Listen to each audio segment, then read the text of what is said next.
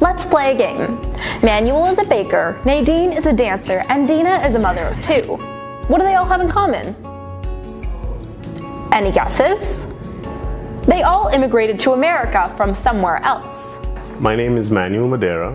I am from Mumbai, India, and I came to the US in 2006. I'm Dina Ramirez Flores, and I'm from Honduras. I came to United States back in 1999. This is Nadine, and I am 26 years old. I am from Germany. I am from Poland. My family is from Poland. I came to America 2014. There are 3 different ways you can enter the US for permanent or temporary residence. The first of these types is a green card, which, according to the US Citizenship and Immigration Services, is someone who has been granted authorization to live and work in the US on a permanent basis. You can become a permanent resident by either being sponsored by a family member or employer, or if you are granted refugee or asylee status. I have a green card. It costs $1,200. I would say it is a complicated process. The next way is to get a US visa, which is an endorsement on a passport indicating that the holder is allowed to enter, leave, or stay for a specified period of time in a country. Non-immigrant visas are for travel to the US on a temporary basis, and immigrant visas are for travel to live permanently in the US. When I first came to the US, I came on a student visa to study, and when I finished my studies, which was about 2 years, I was on a temporary work visa, and then I worked for MGM for I think about 1.5 years, and then they sponsored a permanent work visa for me. And so I am currently on an O1 visa, which is it's titled as an alien with special abilities. Lastly, there's a US citizen.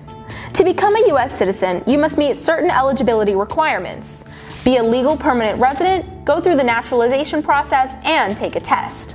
I'm a US citizen, and at first I was a resident, green card holder. If acquiring the proper paperwork to enter the US doesn't sound hard enough, there are also many struggles that immigrants to the US face upon their arrival.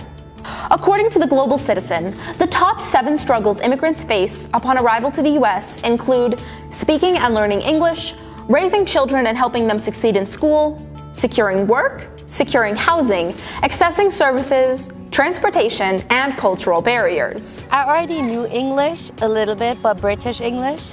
So coming out here and, for example, ordering food by myself was a struggle. Trying to be independent on your own was a struggle.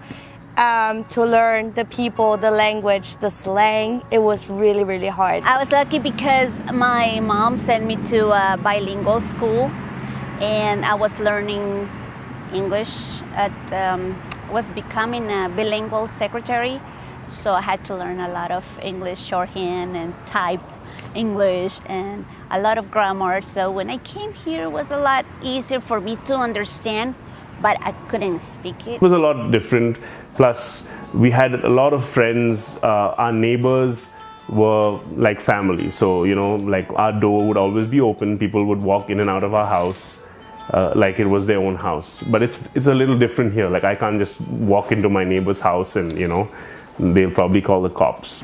Family is very different. Even though we're poor country, but our family bonds are very strong. I'm actually happy that I was born in Honduras, because then if I wouldn't born over there, I wouldn't know what's to be tied with the family or have a lot of values that here in America had been forgotten. And I like the idea of having that ethnicity with me, and I'm able to pass it on to them. America has a long history of immigration. Historians say that the first human beings came to America via the Bering Strait about 20,000 years ago. In the 1500s, the Spanish and French began establishing settlements in the US, but it wasn't until 1607 that the English came to America and founded the Virginia colony. Many immigrants came to America seeking greater economic opportunity, while some, such as the Pilgrims in the early 1600s, arrived in search of religious freedom. I came to America because my husband was living in Germany. He was stationed there, and so we fell in love. Of course, in America, in Germany. So he got stationed back in America. So I was like, okay, what am I gonna do? I was going to a university to become a teacher. I had to quit that just for the love. Yeah, so I came out here with him. I came here because I wanted to study, I wanted to study at the Culinary Institute of America, which is one of the premier culinary schools in the world, and because it's based here. I actually came here because my mom sent me to live with my aunties, and I think just to give me a better chance, a better opportunity to start an adult life. The first significant federal legislation restricting immigration was the 1882 Chinese Exclusion Act. Individual states regulated immigration prior to the 1892 opening of Ellis Island, the country's first federal immigration station. New laws in 1965 ended the quota system that favored European immigrants, and today, the majority of the country's immigrants hail from Asia and Latin America. And as of 2012, 40.7 million people living in the US are foreign-born. Immigrants today come to our country bringing many talents, and according to Dr. Paul McDaniel, immigration plays a critical role in helping America meet its steadily growing demand for talent, especially highly skilled STEM workers. Over time, America's reliance on talented immigrants has been rising, not falling. I think this country has built by immigrants from the very beginning. I mean, we have made this country.